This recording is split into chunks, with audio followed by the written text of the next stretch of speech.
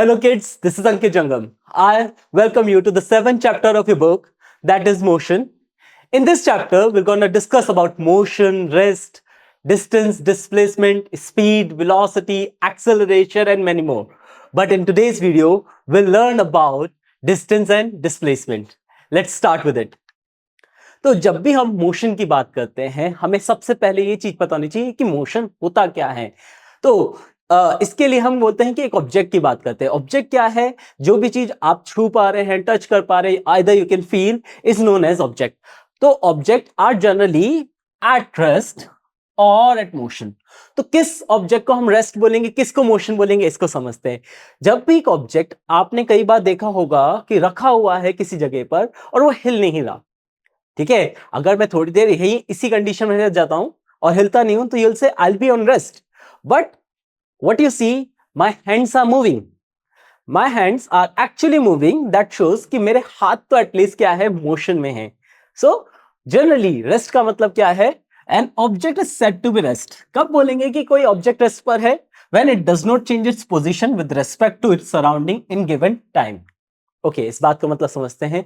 जब कोई ऑब्जेक्ट है, मान लीजिए ये एक सराउंडिंग है एक ऑब्जेक्ट की, ठीक है, और वो यहां पर रखा हुआ है।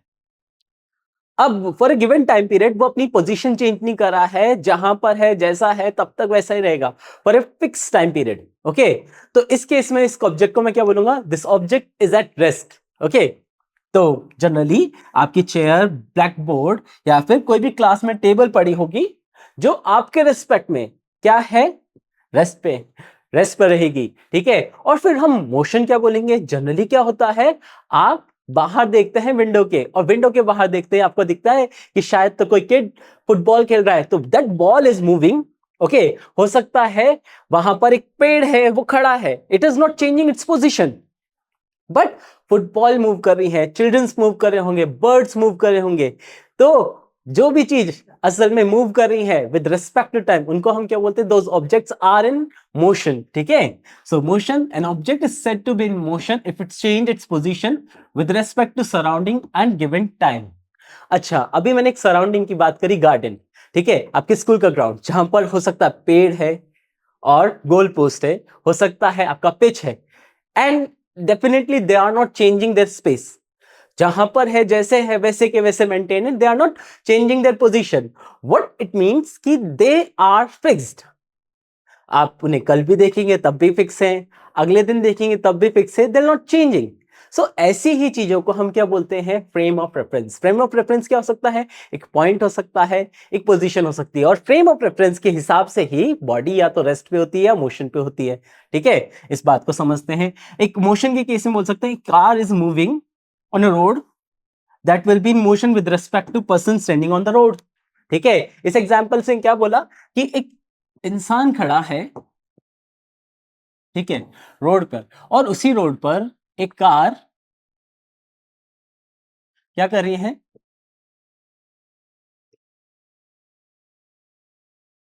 आगे जा रही है, ठीक है। जब कार आगे जा रही है और इंसान खड़ा है, तो यहां पर इंसान क्या हो गया? रेफरेंस पॉइंट हो गया, ठीक है, फ्रेम ऑफ रेफरेंस हो गया, और ऑब्जेक्ट जो मूव कर रहा है वो क्या हो गई? कार हो गई। यहीं से एक पॉइंट हमें समझना होता है, फ्रेम ऑफ रेफरेंस होता क्या है, चलिए समझते हैं इसके बारे में। तो फ्रेम ऑफ रेफरेंस क्या बोलता है कि हमें क्या होता है, हमेशा डायमेंशंस ऑफ मोशन को समझाने के लिए एक फ्रेम चाहिए, एक रेफरेंस चाहिए, एक रेफरेंस का पॉइंट चाहिए, जिससे हम बता सके कि कहीं पर मोशन हुआ है या नहीं हुआ है। जैसे कि इन दोनों पिक्चर्स को देखते हैं, यहां पर ये आपका एक ट्री है और यहां पर भी सेम ही ट्रीज है, दो ट्रीज है, ठीक है। अब कार यहां पर मोशन कैसे शो करी कि कार की पहली पोजीशन ये थी और अगली पोजीशन ये है, मतलब उसने क्या करा? मोशन शो करा। उसने क्या करा? अपनी सराउंडिंग की हिसाब से अपनी पोजीशन को क्या करा है? चेंज करा है। तो यहां पर मैं इस ट्री को क्या ले सकता हूं? एक पॉइंट ऑफ रेफरेंस ले सकता हूं कि यहां से कार ने अपना मोशन चेंज करा। तो these are frame of references. Now अब फ्रेम ऑफ रेफरेंसेस में आगे आते हैं कि हम जनरली इसको क्या करते हैं?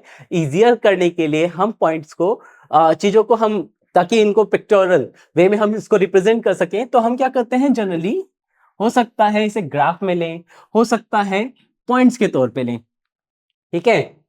और वहीं से टर्म आया आपका ओरिजिन और रेफरेंस पॉइंट। पहले समझ लेते हैं क्या है। A frame of reference is another object or seen with respect to which we compare the objects position. अभी अभी यही बात करी कि फ्रेम ऑफ रेफरेंस क्या है, एक ऑब्जेक्ट हो सकता है, एक पोजीशन हो सकती है, एक सीन हो सकता है, जिसके हिसाब से हम बोलते हैं कि कोई ऑब्जेक्ट जा रहा है या नहीं जा रहा है। जैसे कि आपके स्कूल की विंडो, वो आपका क्या है, फ्रेम ऑफ रेफरेंस है। उसमें आपको बच्चे इधर जाते हुए दिखेंगे, कभी इधर जाते हुए दिखेंगे, कभी हो सकता है एक फुटबॉल ही आपकी रूम में आती हुई दिखेगी। दीज ऑल थिंग्स एक ही बात को रिप्रेजेंट करें कि आपका फ्रेम ऑफ रेफरेंस जो विंडो है that is not moving, but उसके हिसाब से all the other objects are moving here and there. तो फ्रेम ऑफ रेफरेंस क्या है, एक ऑब्जेक्ट हो सकती है, पोजीशन हो सकती है, या सीन हो सकता है। इसी के अलावा जब भी मैं एक फिक्स पॉइंट की बात करता हूं, ठीक है, कि एक फिक्स पॉइंट जहां से मोशन स्टार्ट हो, उसको मैं बोलूंगा रेफरेंस पॉइंट और ओरिजिन। अच्छा, समझते हैं बड़े आराम से। जैसे कि क्या हुआ, मान लो आपके स्कूल में आपने रेस करी, ठीक है। अब रेस स्टार्ट होने की एक बड़ी कंडीशन है कि रेस एग्जैक्टली एक पर्टिकुलर लाइन क्रॉस करने के बाद होगी। और जब भी आप रेस करेंगे, आप एक पॉइंट पे खड़े होंगे, उसके बाद आपको आगे भागना है। So this point will be taken as origin, ठीक है। और यही ऑरिजिन एक और चीज से रिलेट करती है, दैट इज योर ग्राफ। जब भी हम ग्राफ्स की बात करेंगे तो वहां पर हमारे पास जो बिल्कुल दिस पॉइंट होता है, इसी को हम ओरिजिन बोलते हैं, ठीक है। सो यहां पर भी हम क्या करने वाले हैं, हमारे मोशन को ग्राफ में रिप्रेजेंट करेंगे आगे के चैप्टर्स में। तो उसी के लिए ओरिजिन जानना बहुत जरूरी है। चलिए चलते हैं, हम समझते हैं what are the types of motion, ठीक है। So there are three types of motion, linear or translatory motions, rotational motion and oscillatory motions. तीनों को समझते हैं। तो सबसे पहले आता है हमारा लीनियर एंड ट्रांसलेटरी मोशंस। ऐसे मोशन जिसमें बॉडी सिर्फ स्ट्रेट पाथ में जाती है, तो उन्हें हम क्या बोलते हैं, स्ट्रेट लाइन में जाती है, लीनियर मोशन बोलते हैं, ठीक है। अब वो सिर्फ और सिर्फ एक स्ट्रेट पाथ में जा रही है बॉडी, ठीक है, तो उसी को हम बोलते हैं आगे जाके रेक्टिलिनियर। रेक्टिलिनियर इसलिए क्योंकि वो अपनी डायरेक्शन चेंज नहीं कर रही है, वो एक स्ट्रेट लाइन की डायरेक्शन में जा रही है, ठीक है। जैसे कि ये कार एक सीधे रास्ते से आ रही थी और ये सीधे सीधे जा रही है। इस केस में हम क्या बोलेंगे, this car is in linear और रेक्टिलिनियर मोशन, ठीक है। आगे समझते हैं हम rotational motion. When a body moves along its axis like this earth की ये एक्सिस है that you can see, and वो इसके अलोंग क्या कर रहा है, रोटेट कर रहा है। इसके अलोंग क्या कर रहा है, रोटेट कर रहा है। whenever body is changing its position on along its axis, it is moving but along its axis, such motion is known as rotational motion. Motion of a body around a fixed axis is called rotational motion. यहां पर आपको दे रखा है एक example, अर्थ जो अपने axis के along move करती है। There is another example that is the motion of a top, ठीक है। लट्टू आप सबने कभी ना कभी चलाया होगा, ठीक है। तो वो भी क्या करता है, एक पॉइंट के अलोंग क्या करता है, रोटेट करता है, ठीक है। वो भी क्या करता है, एक पॉइंट के अलोंग रोटेट करता है। Such motions are known as rotational motion. Next समझते हैं हम ऑसिलेटरी मोशंस। तो oscillatory motions are actually to and fro motion. Whenever a body is moving to and fro along a mean position or a fixed point is called oscillatory motion. जैसे कि इस pendulum को समझते हैं। In this simple pendulum, the body is fixed here. ये उसकी fix position है, but some time it's moving up here to, then coming back to fixed position, then moving to fro and coming back to this position. Such motion is known as oscillatory motion, ठीक है। और इसका सबसे बड़ी example है pendulum. Now these motions also contain various type of motion within themselves, but अभी के लिए हमें इतना ही समझना है। आगे चलते हैं हम scalar and vector quantity. Now what is scalar and vector quantity, इसको समझ लेते हैं। जब भी मैं बात करता हूं क्वांटिटीज की, आई एम मेजरिंग समथिंग। मैं किसी भी चीज को मेजर करूंगा, दैट मीन उसके लिए मुझे क्वांटिटीज की नीड है, ठीक है। तो अब मैं डिस्टेंस मेजर करूं या किसी भी चीज को मेजर करूंगा, उसके लिए मुझे क्या चाहिए, क्वांटिटी चाहिए। तो एक स्केलर क्वांटिटी क्या है, it's a physical quantity, it's a method of measurement, ठीक है। क्वांटिटीज का मतलब क्या, it's a method of measurement which is completely only represent magnitude, which only represent magnitude. जब भी मैं बोलूंगा मैग्नीट्यूड का रिप्रेजेंटेशन, मैं बात कर रहा हूं सिर्फ नंबर से, ठीक है। इसको ऐसे समझते हैं, मान लीजिए आपका घर और आपका स्कूल 5 किलोमीटर दूर है, and to that you need to cover whole 5 kilometres. यहां पर सिर्फ और सिर्फ मैंने एक मैग्नीट्यूड, एक नंबर बोला 5 किलोमीटर, तो 5 किलोमीटर शोज मैग्नीट्यूड ओनली, ठीक है। वहीं पर हमारा ऐसी क्वांटिटीज को हम क्या बोलेंगे, स्केलर क्वांटिटी। लेकिन there is another type of scalar quantity जहां पर हम मैग्नीट्यूड के साथ साथ डायरेक्शन को भी क्या करते हैं, मेजर करते हैं। मैग्नीट्यूड के साथ साथ किसको मेजर करते हैं, डायरेक्शन को। जैसे कि मान लीजिए आपका घर और आपके स्कूल ईस्ट डायरेक्शन में है, आपके घर से आपका स्कूल ईस्ट डायरेक्शन में है। अब now what you need to do, आपको ईस्ट डायरेक्शन में जाना है 5 किलोमीटर। सच क्वांटिटीज जहां पर आप मैग्नीट्यूड तो नंबर तो मेजर कर ही रहे हैं, साथ में डायरेक्शन को भी क्या कर रहे हैं, मेजर करते हैं, उन्हीं को हम बोलते हैं vector quantities. There are so many type of quantities जिनको हम so many type of things जिनको हम आइदर स्केलर क्वांटिटीज और वेक्टर क्वांटिटीज में क्वालिफाई करते हैं। कि स्केलर क्वांटिटीज में जनरली हम मैग्नीट्यूड मेजर करते हैं सिर्फ, वही वेक्टर क्वांटिटी में अभी बात हो गई वैसे ही कि मैग्नीट्यूड और डायरेक्शन दोनों मेजर करी जाती है। वहीं हम स्केलर क्वांटिटी को डायरेक्टली अर्थमेटिकली ऐड कर सकते हैं, जैसे 3 + 4 7 हो गया, ठीक है। वहीं हमें जब भी वेक्टर क्वांटिटी को ऐड करना होगा, यहाँ पर इसका एक स्पेसिफिक मेथड है वेक्टर का, कि ट्रायंगल मेथड हो गया और एक पैरेललोग्राम का मेथड है, ठीक है। उसके अलावा काफी सारे हमारे पास क्या है, क्वांटिटीज आ जाती है जिसमें हम स्केलर क्वांटिटी और वेक्टर क्वांटिटी को बोलते हैं। जैसे कि चार्ज को हम स्केलर क्वांटिटी में मेजर करते हैं, मैग्नीट्यूड मेजर करेंगे डिस्टेंस का, स्पीड का, टाइम का, टेम्परेचर का, वर्क का, पावर का, एनर्जी का, और भी बहुत सारे। लेकिन वहीं पर बहुत सारे हमारे क्या बोलते हैं यूनिट्स ऐसी भी है जिन्हें हम मैग्नीट्यूड और डायरेक्शन दोनों मेजर करेंगे, जैसे कि displacement, acceleration, force, velocity, momentum, etc, बहुत से। चलिए आगे समझते हैं डिस्टेंस। ओके, तो डिस्टेंस क्या होता है, it is the actual length of path covered by moving particle और बॉडी। इस बात को समझते हैं। मान लीजिए एक बॉडी है आपकी, ठीक है, वो पहले इस डायरेक्शन में गई, फिर ऐसे गई, फिर ऐसे गई, फिर ऐसे गई, फिर ऐसे गई, ठीक है। मान लो यहां पर उसने 5 kilometre, here 6 kilometre, here 12 kilometre, here 5 kilometre, here 10 kilometre, इस तरीके से उसने टोटल डिस्टेंस कवर करा। तो टोटल पाथ उसका रहा यहां से यहां से यहां से यहां से यहां तक। दिस इज योर डिस्टेंस, ठीक है। सो अब यहां पर एक पिक्चर दे रखी है, that is actually the picture of odometer of a bike. तो बाइक में आप कितना डिस्टेंस कवर करते हैं वो यहां पर रिप्रेजेंट करा जाता है, ठीक है। और डिस्टेंस को जनरली ओडोमीटर से ही मेजर किया जाता है। तो डिस्टेंस के बारे में और समझते हैं। Its SI unit is metre, ठीक है। इसकी एसआई यूनिट क्या है, मीटर। हम जनरली डिस्टेंस को किस में मेजर करते हैं, मीटर्स में मेजर करते हैं। उसके अलावा it is a scalar quantity, मतलब हमें कोई फर्क नहीं पड़ता डायरेक्शन क्या है, कि आपका ऑब्जेक्ट यहां जा रहा है, ऐसे जा रहा है, ऐसे जा रहा है, जैसे कि अभी गया था, हमें फर्क नहीं पड़ता, ठीक है। It is denoted by S, generally it is denoted by S, ठीक है। इसी के अलावा हम समझते हैं डिस्प्लेसमेंट। नाउ डिस्प्लेसमेंट क्या होता है, it is the shortest length of path covered bye a moving particle in a certain direction. Okay, इसको समझते हैं पिछले वाले डायग्राम से। अगर ये बॉडी का, मैं बोलता हूं ये ए पोजीशन थी, ये बी, ये सी, ये डी, ये ई एंड ये एफ।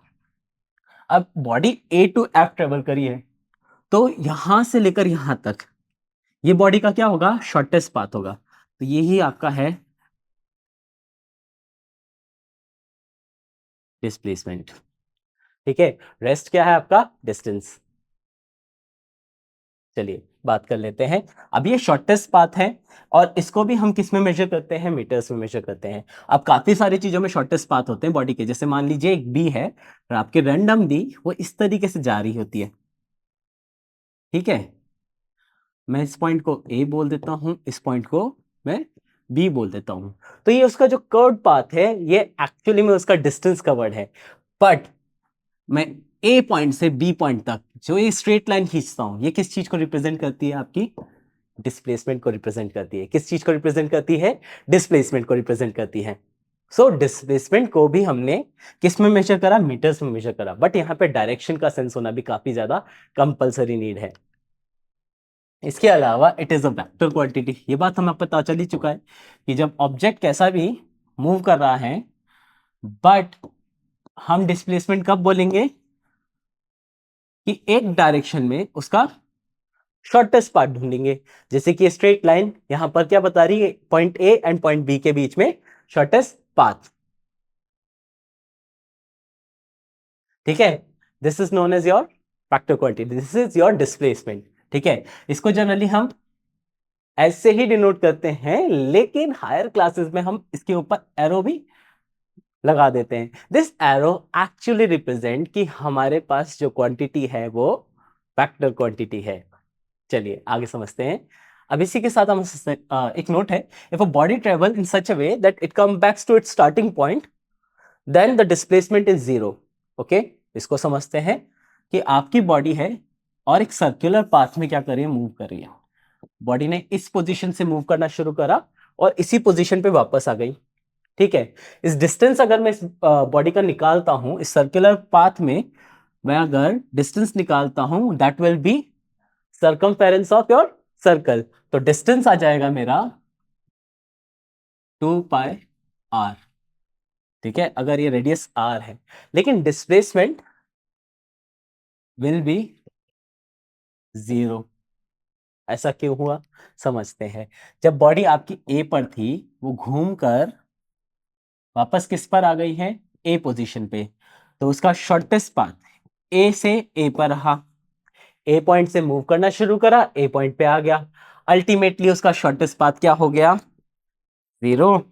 इसलिए डिस्प्लेसमेंट क्या हो सकती है बॉडी की, जीरो।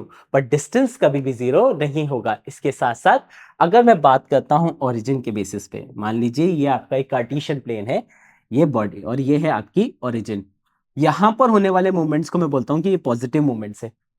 लेकिन अगर बॉडी आपकी इस तरफ जाती है तो मैं बोलता हूं कि कैसा मूवमेंट है, नेगेटिव। मैंने माना है ये बात। अगर मेरी बॉडी क्या करती है, इस साइड जाती है, तो मैं क्या बोलूंगा, उसका मोशन कैसा है, पॉजिटिव है, या उसने डिस्टेंस कवर करा, जो डिस्प्लेसमेंट हुआ उसका वो कैसा है बेटा, पॉजिटिव है। लेकिन वो वापस अगर इस डायरेक्शन में जाती है तो मैं इसको क्या बोलूंगा, नेगेटिव। इससे एक बात पता चली कि displacement can be positive, negative as well as zero. ठीक है, सो distance travel can never be zero in case of moving body. ठीक है, but displacement distance जैसे दे रखा है कि distance is always positive। ठीक है, but displacement may be zero, positive and negative। I hope ये समझ गए होंगे आप। चलो इसको एक और एग्जाम्पल समझते हैं कि मान लीजिए ये आपकी एक फील्ड की वॉल है। ठीक है, एक फुटबॉल फील्ड है। ठीक है, इस साइड में रहने वाले सभी प्लेयर्स को मैं बोलूंगा वो पॉजिटिव है। अगर कोई भी प्लेयर इस डायरेक्शन में भागता है तो मैं क्या बोलता हूं, उसको पॉजिटिव है। लेकिन अगर कोई भी प्लेयर इस डायरेक्शन में भागा तो मैं उसका मोशन क्या बोल दूंगा, नेगेटिव। और ये मेरा पॉइंट है ओरिजिन। अगर मेरा एक प्लेयर है वो यहां से भागा और वापस यहां पर आ गया, इस केस में इसका डिस्प्लेसमेंट क्या हो जाएगा, जीरो। एक मेरा प्लेयर है जो यहां भाग रुक गया, तो इस केस में इसका डिस्प्लेसमेंट क्या हो गया, पॉजिटिव। लेकिन मेरा एक प्लेयर है जो यूं गया और यहां पे जाकर रुक गया, इस केस में इसका डिस्प्लेसमेंट हो गया नेगेटिव। ठीक है, so displacement on the basis of frame of reference और रेफरेंस पॉइंट के बेसिस पे can be negative, positive as well as zero. ठीक है, वही डिस्टेंस हमेशा क्या रहेगी, पॉजिटिव। और ये हमेशा अगर बॉडी मूव कर रही है विद रिस्पेक्ट टू टाइम तो ये हमेशा बढ़ती रहेगी, it can never be zero. Distance is measured by odometer. जो ऑलरेडी बोला था कि ओडोमीटर क्या है, it is a device which helps to get distance travelled by any bike और कार। चलिए नेक्स्ट समझते हैं। हाँ, चलो कुछ केसेस की बात करते हैं। अब एक बॉय है that is walk on the boundary of A given triangle. हमें जो गिवन ट्राइंगल दे रखा है इसमें क्या है, आप देख पा रहे हैं, it is a right angle triangle, right, yes. अब बॉय जो क्या करा, ए पॉइंट से बी पॉइंट पे आया, उसने 3 मीटर कवर करे। ठीक है, बी पॉइंट से सी पॉइंट पे आया, उसने 4 मीटर कवर करे। तो अब वो सी पॉइंट पे आकर रुक गया। हमें बताना है कि टोटल डिस्टेंस कवर क्या होगा। हमें क्या करना होगा, A B plus B C will get what, 7 metre. 3 + 4 7। ये तो आया डिस्टेंस, बट डिस्प्लेसमेंट क्या था, डिस्प्लेसमेंट था shortest path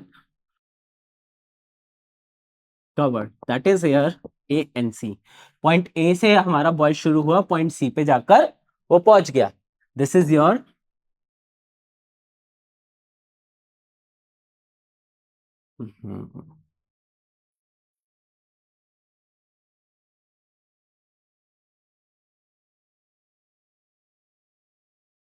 this is your displacement.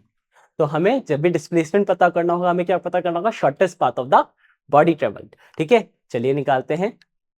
अब क्या हो जाएगा, हमें क्या करना है, जब ए और सी को निकालेंगे तो ए सी के लिए हम लगाएंगे Pythagoras theorem, that is P square H square equals to P square plus B square. और सिर्फ एच की वैल्यू निकालूंगा तो यही फॉर्मूला हो जाएगा, under root P square plus B square. उधर भी यही कर रखा है, देख लीजिए एक बार, खुद ही सॉल्व कर लेते हैं. हमारे पास परपेंडिकुलर है 4 स्क्वायर प्लस बी है, हम बेस है हमारे पास 3 स्क्वायर. सॉल्व करेंगे, यहाँ आ जाएगा 16 plus 9 under root 25 under root 25. Overall हमारी वैल्यू आएगी एच की पॉजिटिव एंड -5. ठीक है, यहाँ पे वैल्यू भले ही पॉजिटिव एंड नेगेटिव आएगी, but we can see here completely it is not going negative. So हम यहाँ पर हमारी जो वैल्यू है उसको किससे रिप्रेजेंट करेंगे? सिर्फ और सिर्फ पॉजिटिव साइन से. ठीक है, वही इन्होंने करा है कि उन्होंने क्या करा, एसी की वैल्यू निकाल दी, that is your 5 metre. That shows कि displacement is lesser than distance. Displacement can be lesser than distance. एक और केस समझते हैं. This time we throw a ball vertically upward, and now after reaching a certain height it is coming back to ground and hit again. तो समझते हैं क्या हुआ. Now as you can see, हमने बॉल को फेंका, it reaches an height h. जब ये हाइट h पहुंचती है ऑन दिस पर्टिकुलर स्टेज और इन पर्टिकुलर पोजीशन, हमारा डिस्टेंस क्या हो गया बॉडी का कवर्ड, और डिस्प्लेसमेंट दोनों क्या रहेगा? h रहेगा. तो एक बात हमें पता चली यहां से कि distance and displacement are equal when they are traveling in a straight line. जब वो स्ट्रेट लाइन में ट्रेवल कर रहे हैं, सिर्फ स्ट्रेट पाथ में ट्रेवल कर रहे हैं, they are not changing their direction. अगर बॉडी अपने डायरेक्शन चेंज नहीं कर रहा तो distance and displacement can be equal for a particular case.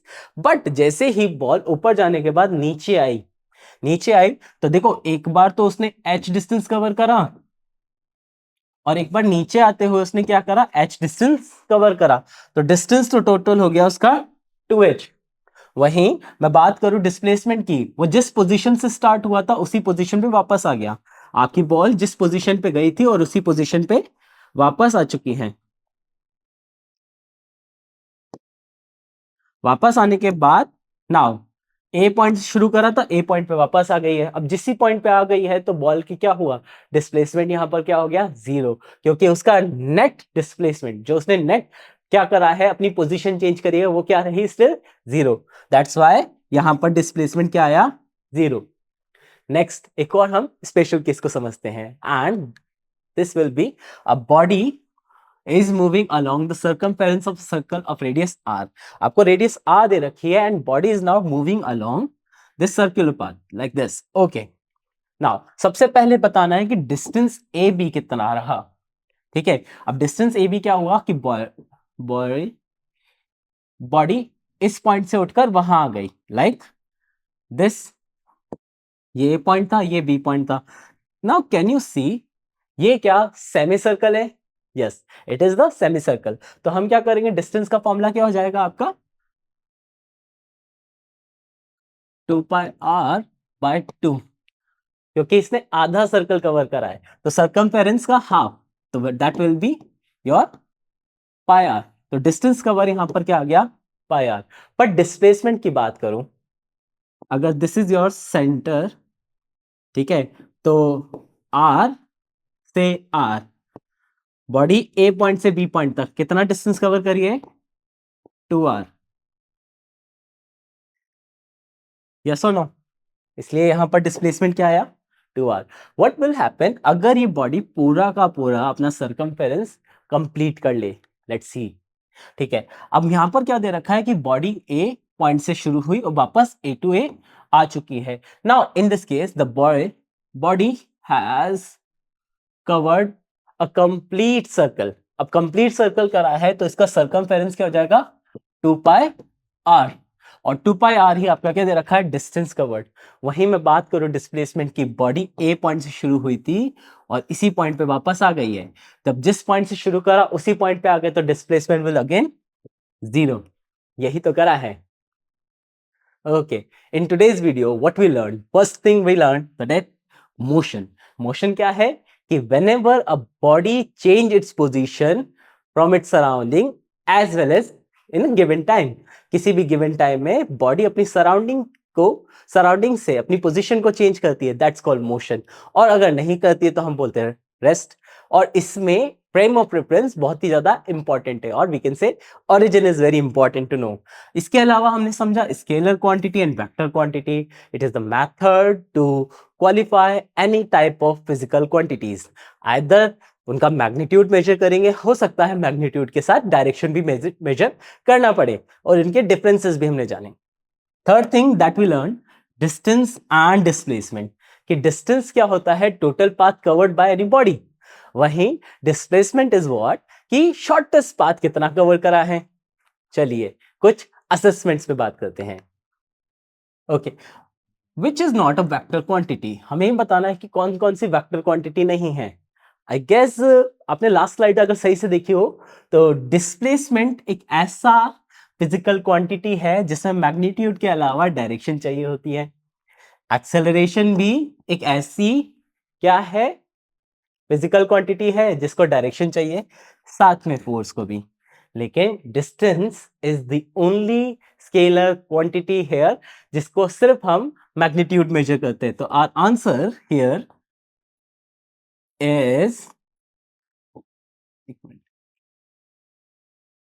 is distance only, because this is a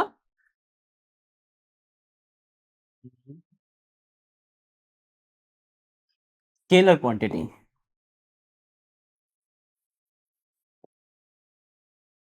ठीक है, नेक्स्ट असेसमेंट पे चलते हैं। Now if a body moves in a circular path then its displacement after completing rotation will be. हमने already कर लिया कि एक बॉडी अपने सर्कुलर पाथ में क्या कर रही थी, मूव कर रही थी, और मूव करके वो वापस अपनी ओरिजिनल पोजीशन पे आ चुकी है, कंप्लीट कर लिया उसने, अपना रोटेशन कंप्लीट कर लिया है। ठीक है, सो उस केस में इसकी डिस्प्लेसमेंट क्या होगी, 2πr होगी क्या, नहीं, क्या होगा 0, क्योंकि डिस्प्लेसमेंट जिस शॉर्टेस्ट पाथ से हुई क्या होता है, मेजर होता है। लेकिन जिस पॉइंट से स्टार्ट करा और उसी पॉइंट पे बॉडी आके रुक गई, दैट मीन शॉर्टेस्ट पाथ क्या रहा उस पॉइंट पे, 0। So your displacement here is 0। I guess you learn well here. आपको पूरा वीडियो समझ में आएगा। Will talk in the next part of your video. Thank you.